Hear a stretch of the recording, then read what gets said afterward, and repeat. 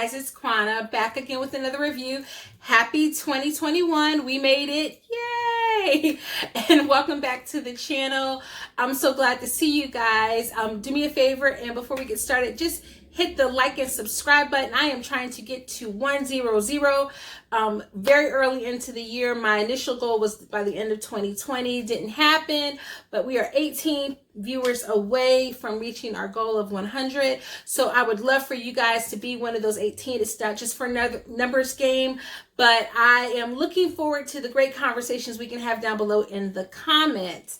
That being said, I am here to talk about probably one of the most buzzed about shows to drop, and it dropped right at the end, Christmas Day 2020, and that is Bridgerton by Shonda Rhimes. Shonda Rhimes, Bridgerton. It dropped on Netflix, and this show is so salaciously good. And so hopefully you are here because you have already watched it. So I'm going to give probably the shortest review of my lifetime so that we can actually talk a little bit about what I liked and did not like about the show. So my review is this. If you like Regency romances, if you like messy dramas, if you like sex scenes and romance and courtship and all of those things, this is the show for you. If you haven't watched it, but you are a fan of those things, run, don't walk, run and watch it as soon as you can. That is my advice. Now, that being said, if you don't like any of those things, if you weren't a fan of the Tudors, if you weren't a fan of Gossip Girl, I was not a Gossip Girl fan because Gossip Girl was not for me, right? So this feels like a show that more people can get involved in because it has a little bit more diversity, a little bit more. And so because of this, this was much more accessible. But if you like those shows without the accessibility, you enjoy them, and you like Pride and Prejudice, because as everyone is saying, this is Pride and Prejudice / Sense and Sensibility meets Gossip Girl. So if that idea sounds good for you, then run, don't walk, and watch Bridgerton. That is my very quick review of the show. So now on to the spoilers. Okay, so let's talk spoilers for Bridgerton, okay? So basically, the main character, Daphne Bridgerton, is the eldest Bridgerton girl, and she is out in society seeking to find a marriage match. And she is named by Queen Charlotte, the incomparable, basically, where she's the most beautiful, most well-mannered girl who's going to make the most advantageous match. But things aren't going well for her because her brother, who's got a big stick up his butt, is trailing behind her and blocking her, really cock-blocking her from making a good marriage match. He infuriated me to no end. And I know that there are some Anthony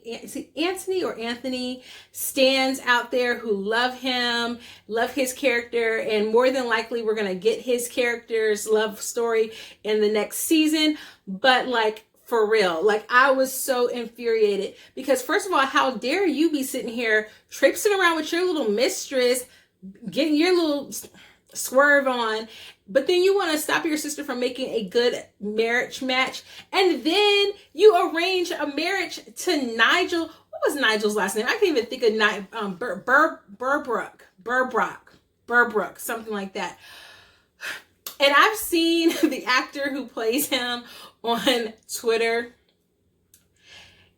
When we say beards really, for some men, up the ante, because he looks like two completely different people. It is insanity how he does not look like the same person in real life as he does playing this character, and probably has quickly become one of the most hated characters on television. Oh my gosh. I mean, this dude who just feels like he's deserving of her. Like, she is not a dog, sir. She is not a pet. And then her brother, your sister, is telling you, no, I don't want to marry this dude. And you're like, I'm sorry, you're going to have to marry him anyway. Like, you are shirking your responsibility to your family by not getting married. And you're the eldest who should really be getting married first of anybody, according to like high society British rules. But yet you want to force your sister off on that. And you know this guy. I mean, like, you're looking at the man. You are looking at your sister. You are looking at this dude. And you're telling me that that is okay? You don't love your sister. You hate women. You hate women. Just say it. You hate women. And we're supposed to believe like he just isn't in the know and he's just doing what he thinks is best, and it's really showing his lack of maturity. But like, seriously, like, okay, no man is good enough for your sister, but he is. And then once they started digging into his past and they find the mamas really are the ones who find the little like story about how like he might have been abusive to one of the maids and might have gotten her in a family way. Like, it took your mama 2 seconds to dig some dirt on that guy, but you and your little investigations rushing to do this, I was like vexed beyond belief. Okay, so thankfully for Daphne, in comes the Duke. And the Duke is played by Rege Page. We're just going to take a moment of silence. This man is probably the fastest creator of memes that I have ever seen. And I just started watching Sylvie's Love, which I will review before the end of this week, hopefully. I've got to finish watching that with Tessa Thompson. But he plays one of the minor characters in that. And again, when we talk about how that facial hair does something extra and elevates someone's swag, my God. I'm married, y'all. Let me stop. You should not be lusting. He's a very attractive man, okay? He is a very attractive man. He comes on the scene and he doesn't want to get married because daddy issues. And he doesn't want to have offspring because of daddy issues. And he quickly makes an alliance with Daphne that they are going to fool everyone into thinking that they are courting so that more men will be enticed to reach out to her, to court her, because every man wants to go after someone who they find desirable. It's kind of like the Kim Kardashian effect. And so, and by showing that he is sincere, all of the other moms, because the roles are reversed, so the men would be allowed to approach Daphne and try to continue to sway her away from him, but the other moms wouldn't necessarily be able to keep throwing their daughters at him if he was sincerely showing affection toward another woman. And so this is the arrangement that they make. Can I just say, I love the friendship that they start to build.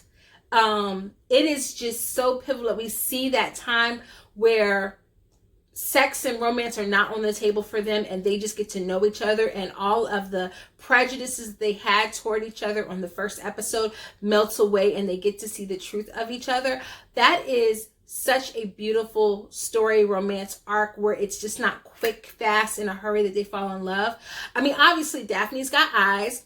So when they're in the ice cream parlor, she's definitely noticing the way that he's licking on that spoon.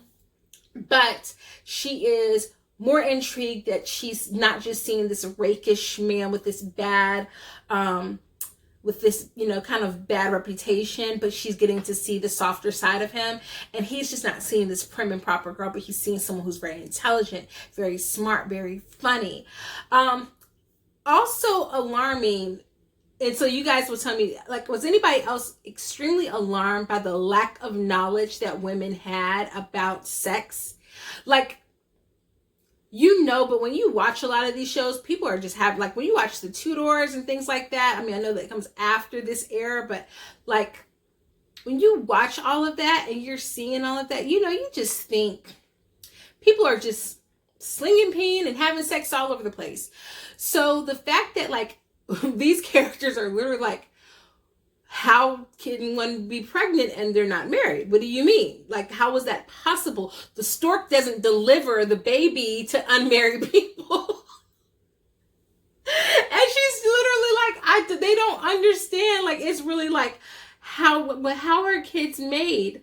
What do you mean? Like, what? There must be something that happens. So what happens?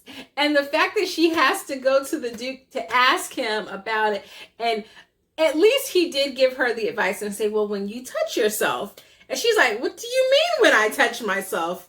And he's like, when you're alone at night in your bed and you touch yourself where you're, between your legs. She's like, excuse me, sir. And he's like, okay, just do it. Trust me. And she's like, awakening. I can't think of any other show that has done that, shown that.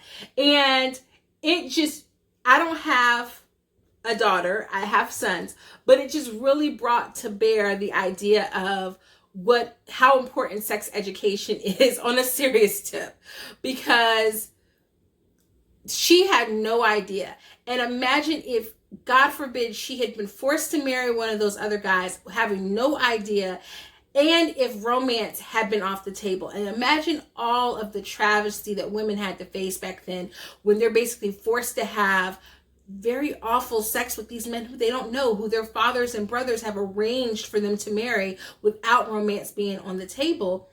And they're just forced into it. Imagine how painful. Oh my gosh. And like, pre-KY era, like, just imagine how painful, like, we're not talking about even childbirth, how painful that is, like, just getting there. No wonder these men were out here having mistresses and whatnot, because I don't love you and you sit here trying to ram something in me and I don't even know what this is. What is this?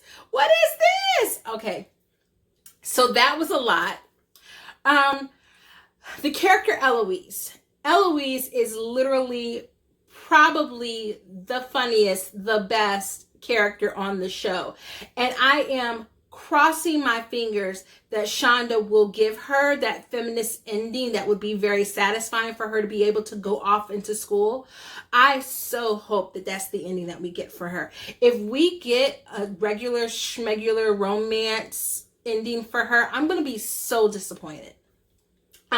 She has a friend, Pen. Pen is the youngest daughter of the Featherington family. She has red hair. Her hair is, styled interesting. Her mother dresses them interesting, and she's a little overweight. That being said, Pen is adorable up until the point when she becomes a hot mess. And so Pen, of course, her cousin Marina is there. She's supposed to be this frumpy country girl, but she ends up being beautiful and black. And she gets all this attention, but they quickly find out that she is with child, big no-no, Regency era. So this puts a cast and a cloud of negative on the whole family. Well, prior to the disclosure that she's pregnant to the rest of the world, she tries to seduce Colin, I think is his name, Colin Bridgerton, into falling in love with her and quickly marrying her so that she can, engage in marital affairs and make him think that the baby is his. And that is Pen's man in her mind. No, you're not going to do that. So it's very evident that she outs Marina. And that was like, Pen. I mean, I completely get it, because that was some shady stuff. It was completely shady that she was going to try to do that. I mean, you made your bed, you did it out of love, so you need to just lie in your bed. But there weren't a lot of opportunities for women during that time, so I get it. And you can't feel so sorry, you can only feel but so sorry for a man with privilege. But it is a lot of ways in which we see the show playing with this idea of like victims and who are the victims in these societies, because in that instance, Colin would have been a victim and his autonomy would have been taken away from him. Now, in the midst of all this, we have Lady Whistledown, who is the society gossiper, and they don't know who she is. And I still don't think we know who Lady Whistledown is. And I will tell you why I say this. So at the end of the show, it's revealed that Lady Whistledown is Pen. I don't see why they would reveal it as Pen if it is evident, as clear as it is, that we're probably going to get additional seasons of this. And make no mistake, this was a huge contract that Shonda had with Netflix. So we're going to get additional seasons. This is not going to be like a 2 and done deal like we usually get with Shondaland stuff. So we're going to get additional seasons. So why reveal Pen as Lady Whistledown if that is not a big red herring? So I think it's possible that what we're seeing when we see the letter of Lady Whistledown, maybe it's not an actual letter, or maybe it was something that she was going to write that she had styled to mimic Lady Whistledown. I don't know that that's actually Lady Whistledown. Even if Pen ends up being Lady Whistledown, at some point, if it's outed that she's Lady Whistledown, I think that this would be a chance for them to do kind of like a Pretty Little Liars thing, and for someone else to pick up the torch and become new Lady Whistledown in a situation where it's obvious that it couldn't be Pen. So now, like, Pen's character might be gone, maybe with Colin overseas or something, and someone else picks up the mantle. I think that we could get another Lady Whistledown. I just still don't know if Pen is actually Lady Whistledown. I think that that's like, I do think that that's a red herring. The scenes with Daphne and the Duke, Simon.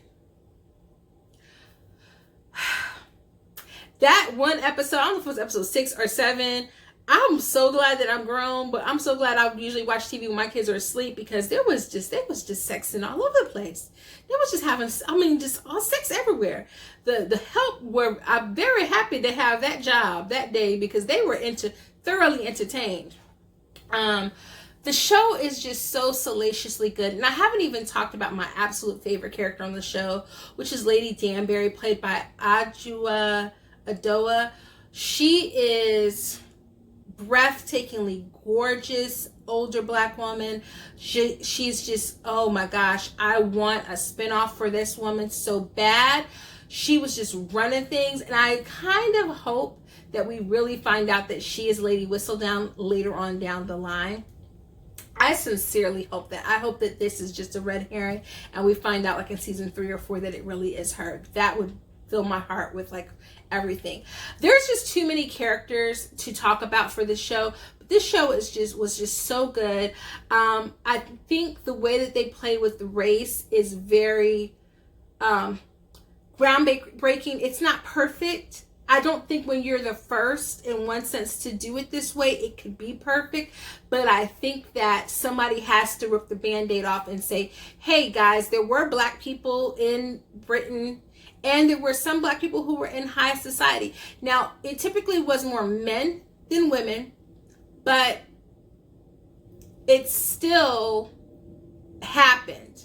It wasn't prevalent, and they might not have reached the upper echelon to the point where they're mingling with the queen, but at the same time, they were there, right? It exists. Do some homework, read some books. It was there. So I think that we can't expect the first to always be the best, to get everything completely right, but I think it's just breathtaking, because with the exception of when they mention it, there's like 2 instances when they mention it. There's an instance where Lady Danbury is talking to Simon and she references it, but then there's also an instance where his father comes to him as a child when he's struggling to speak, and he says, don't you know how precarious our position is?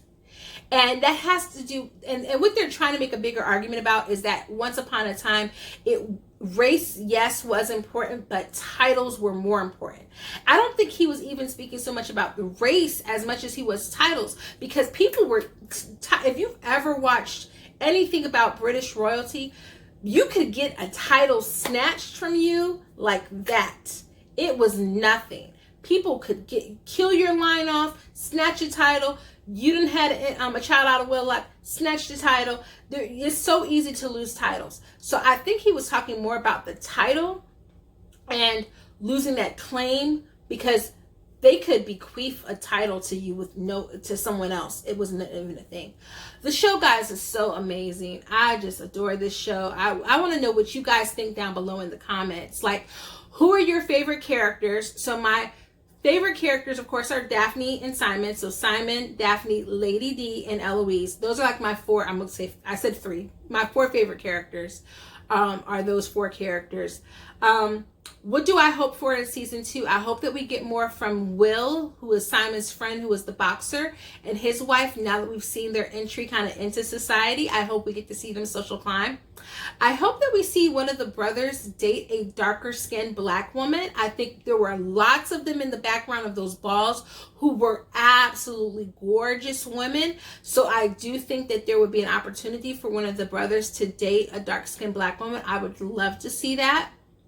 And I would love to see a Lady Danbury flashback episode where we get to see a younger version of her, and maybe even a younger version of some of the mamas as they enter society. Now, the thing is, like, or maybe an amalgamation, like not them all together, but like little glimpses of them telling their stories, maybe sitting around and telling the stories of how they fell in love and the balls that they went to, and each of the mamas kind of telling. I think that would be super cute to get flashbacks, because Lady Violet was actually an enjoyable character as well. So I would love to see Violet's story, Violet Bridgerton, Lady Danbury's story, and maybe even a Queen Charlotte flashback would be kind of interesting. I think they've opened up this world now where you can do so much, and I think a lot of that would be way more interesting, because some of the brothers just aren't that interesting.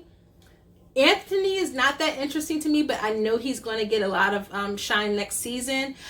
Colin is going to Greece and at some point will come back, and he's not that interesting. The storyline with the second brother, whose name begins with a B, and I can't remember his name, it was a little bit more interesting because he wants to be the painter, and he, his mentor ended up being in a homosexual relationship, but he was also married, and so I don't know if it wasn't quite polyamory, but it was like an arrangement. Like his wife was his beard, and she was completely okay with that. That might be a little bit more interesting. I think really and then they don't have to do anything with the little kids. Like, they don't need to age them. Just pretend like the little kids don't exist. We don't need romance stories from them, because I don't think it needs to be on that long. Give us more of some of the more established characters that we have, and I'll be completely happy with it. Guys, this show was good. I don't care what you think. I don't care what anybody says. This show was good, but I do want to know down below in the comments who your favorite characters were. What were your OMG moments from the show? Did you love it? Did you hate it? Tell me all about it. And also, what are some of your favorite Regency era pieces? And maybe we can talk about them more again later. So guys, I am so happy that it's a new year, and I hope you are too. I look forward to doing so much more in 2021. So until next time, guys, toodles.